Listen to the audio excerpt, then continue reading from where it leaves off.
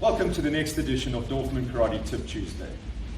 Last week, Malcolm Shion took you through how to rotate your forearm in order to create the biggest impact you can whilst doing a punch. This week, I'm going to focus on something that I see as a huge error going all the way from white belt through to black belt, and that is foot position in mae-geri. Before we begin, I want to just explain a little bit in terms of terminology. I do appreciate not everyone's English speaking, so just so that you understand, when I'm talking about the ankle being curled up, I'm talking about dorsiflexion. In other words, that is your position of your ankle. When I say ankle curled down or flexed, this is also known as plantar flexion. So dorsiflexion, plantar flexion. Now let's talk about what your ankle does. In the start position, the idea is ankle is curled up, so in other words, dorsiflexed. Toes, of course, remain curled up through the entire movement.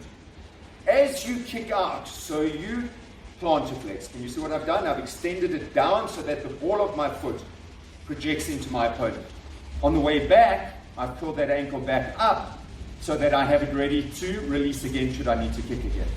So I'm going to ask my video person to come around this side so that I can show you against an actual target. So as we discussed, ankle is curled up, in other words, dorsiflexed. As I project, I want to hit it with the ball of my foot and project into my opponent, so you can see I'm now plantar flexed. If I remain dorsiflexed, you can see how I'm kicking up my opponent instead of into him, and also have a look at the difference in range. So the idea is up, curl it down, make sure your toes are curled up so that you're hitting with the ball of your foot, curl it back up, ready to kick again.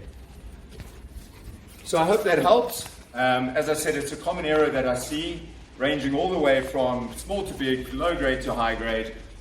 Please concentrate on this, please be conscious about us, and do join us next week for the next edition of Tip Tuesday.